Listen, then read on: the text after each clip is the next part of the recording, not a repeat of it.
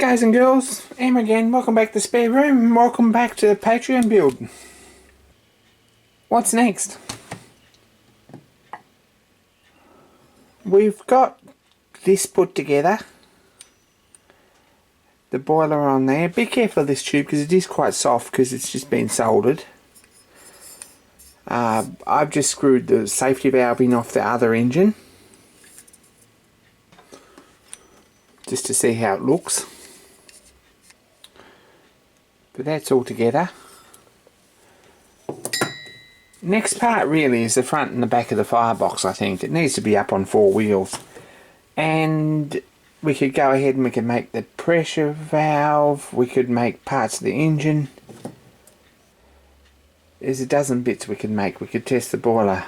Well, you can't test the boiler because I'm still improving my rig for boiler testing, but we're pretty confident about it. And it'd be nice to have it up on the 4 wheels. It sits there alright and it looks quite good. It's a little bit low on the back, and it looks a bit narrow without the firebox casing on it. So next job I think is to make the ends. Here we go, page 72. The firebox ends. 0.8 or 22 gauge BMS steel sheet. We need a couple of bits that are 75mm long or 75mm wide and 107 long. So I called in a favour and got some pieces guillotined. Not a bad idea. They're nice and square and smooth, and they're not going to cut you or anything, and they're nice and flat still. I haven't got a guillotine or a set of shears, or I do them myself. But this is stainless steel because that's kind of what we got. Now, one goes on the back,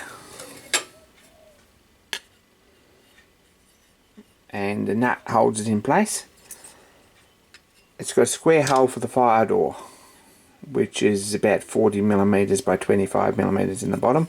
It's bent round on 4 sides, and it's got a couple of holes for the supports for the canopy and a hole for this stud. So that's pretty straightforward. The other one goes here, and it's got a hole in here which needs to fit the boiler, and it's got a slot in the bottom, and you put it on half a turn and turn it round when it goes past the boiler bush. And this is folded up on the 4 sides too.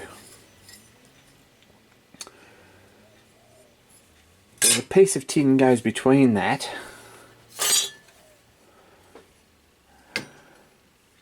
or between the 2 pieces, to hold them apart. And this piece here is bolted up nice and tight. This one pushes up against it, and the tube that runs between here and here to cover over this gap, when you do this screw up, that holds everything nice and tight together. So it's quite clever. So we've got the pieces. I'm just going to check them for size. We've got 107 by 75.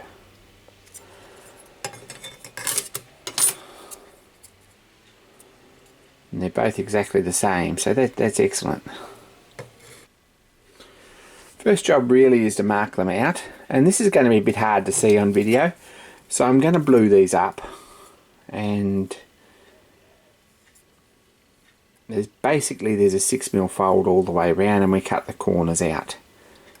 Pretty straightforward stuff. I'll blue this up and I'll mark one out, and we'll have a look at marking the other one out.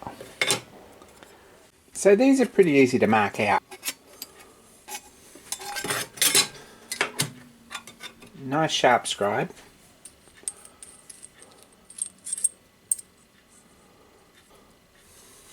And set the combination square up to 6mm.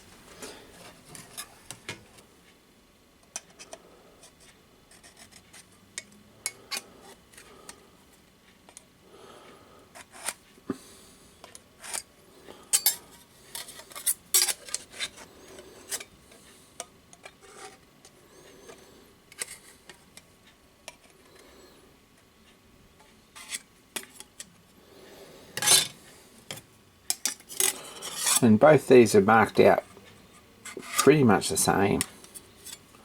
There's not much to it here.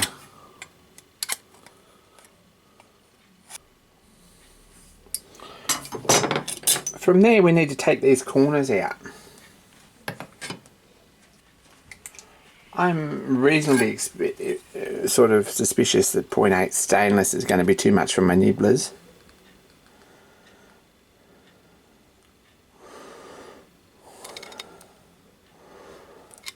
And I'm not going to be able to do it with the tin snips.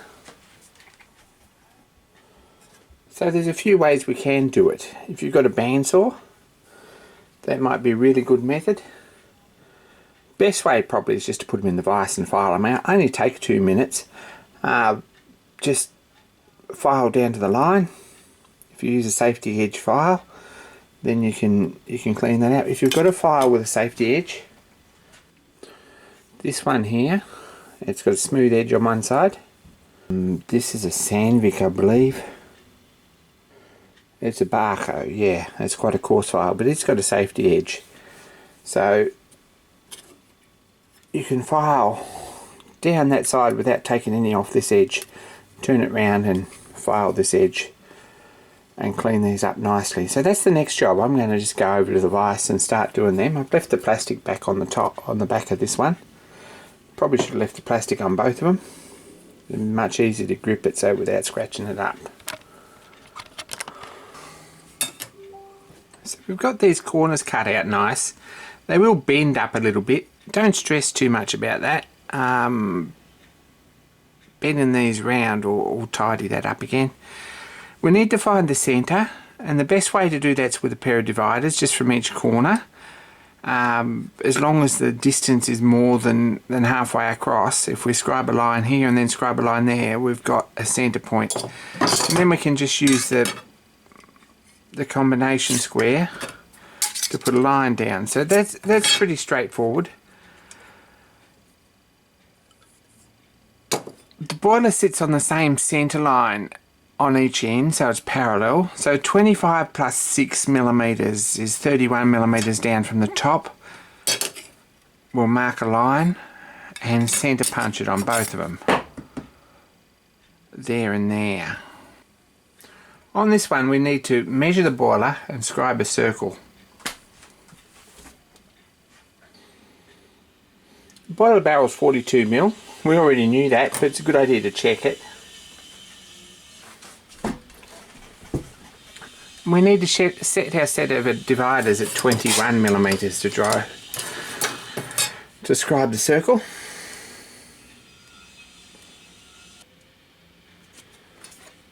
Promise that the next project on Patreon, if you're still around and watching, is going to be an Imperial. Metric's been fun.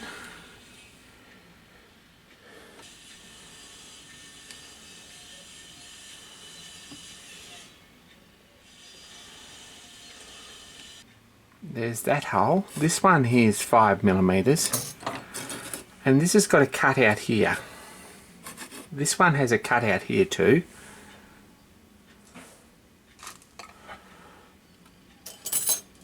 It's very tempting just to set your verniers and use that as a scriber. Don't do that. It's a bad habit. It makes me cringe. Unfortunately, there are YouTubers that do that, and we're trying not to encourage them too much around here.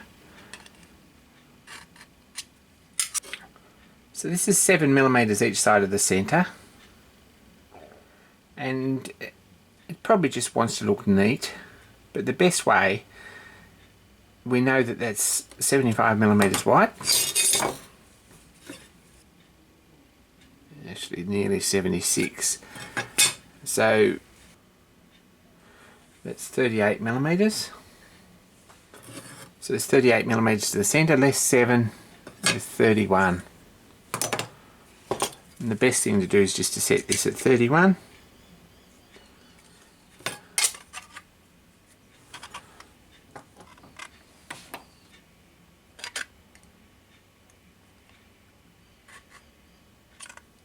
drive that line there,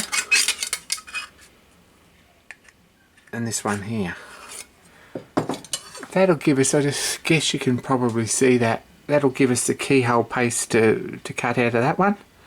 We cut that out and fold it up, this one's done. This one has a square cut out of the bottom here and a hole in here.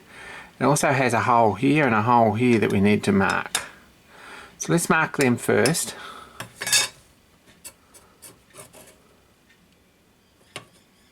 It's 15 down from this line, 15 and 6 for this is 21 millimeters down each side. And that's an easy job just to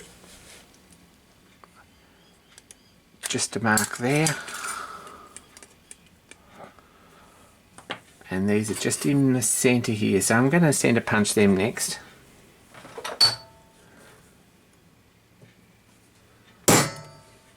And you can mark them out in the center and get them right and feel the line, but I reckon you're good enough to get them in the middle of those two lines there, 3 millimeters from each end, just by eye. This firebox is up 9 millimeters from the bottom. Probably you're a lot better off to adjust the square and mark off the other side if your tin's nice and square, rather than put 2 marks and draw between them with a ruler.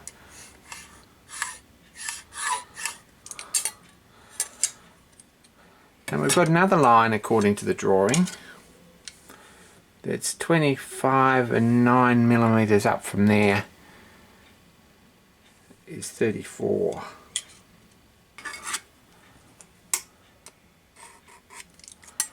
So it's a matter of rinse and repeat. Make sure that your work's always hard up against the square, that's the secret to that. And it's 20 millimeters in from each end. What did we say? 38 to the center.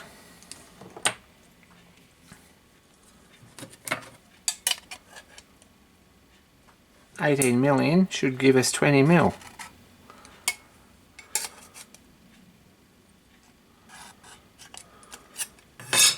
And that's that one marked out. So the 3 holes are pretty easy. We might drill them first. I've actually just started that with a hole using a sheet metal punch. This is working this little punch pretty hard, but it's more than capable of it. That's the bit you get out of it, and that's cut. It doesn't distort the sheet like a drill or a file will, so, or a blunt drill or a file. So that's not a bad idea. What I'm going to do is just hacksaw this out gently and cut it all out to the line and file it up, and this piece is ready to fold. So we've roughed this out, and I've just used a 4 square file. It's probably the quickest and easiest way.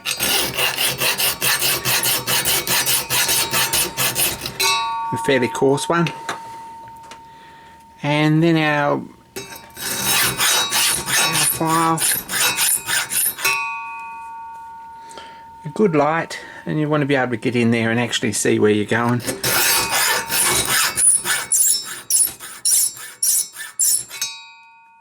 It is fairly hard work, but we'll follow the line round. I'm going to move the camera because it is in the way. And no one really wants to see me spend 20 minutes filing out holes in sheet metal. So let's have a bit of a look at it when it's done. So we've got this down to the line here nice and neat. I'm quite pleased with that. We've got our holes in here. These 2 bend round, and these are actually the canopy mounts. So if you're not going to put a canopy in it, it doesn't need these 2 holes, and things might go a lot easier if you make that decision now, because these will be tricky to bend. This hole here goes in the back of the boiler.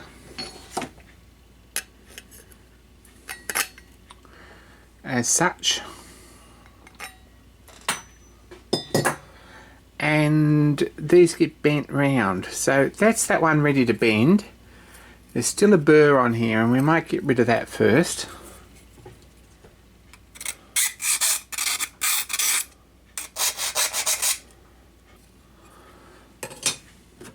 The other one needs a round hole in it, and I have said that probably I was going to set this up on the faceplate and bore it out. This is stainless steel though, and while you're welcome to do that, back it on a piece of timber and put some wood screws in the corners and then set the piece of timber up on the faceplate or in the forejaw and get it on centre and run a trepanning or a grooving tool in there until the piece falls out. That's alright, but you're going to generate a lot of heat. You're probably going to buckle this up. You're going to end up with a big burr on the back. So I'm less than keen on that as a concept. And what I'm going to do is drill a 10mm hole in here with a step bit going nice and slow. And then we're going to use our 1.5" punch and punch this out. And then I'm just going to clean this out with a half round file nicely to the line until the boiler slips on, and clean this out here, and we'll call this one done, I think. So I've drilled a hole here to match this and set this up nice and concentric. This is 32mm, and I thank David Few for sending these some time back. They're going to be very useful for this project and a couple of other projects. I'm not going to be able to put that through by hand, so I'm going to put this in the vise. Wind this up until I hear it break through. And take it apart and have a bit of a look at it then. And that's what we end up with. I don't have a 42mm one, and I'm not going to rush out and buy one because I may never use it again.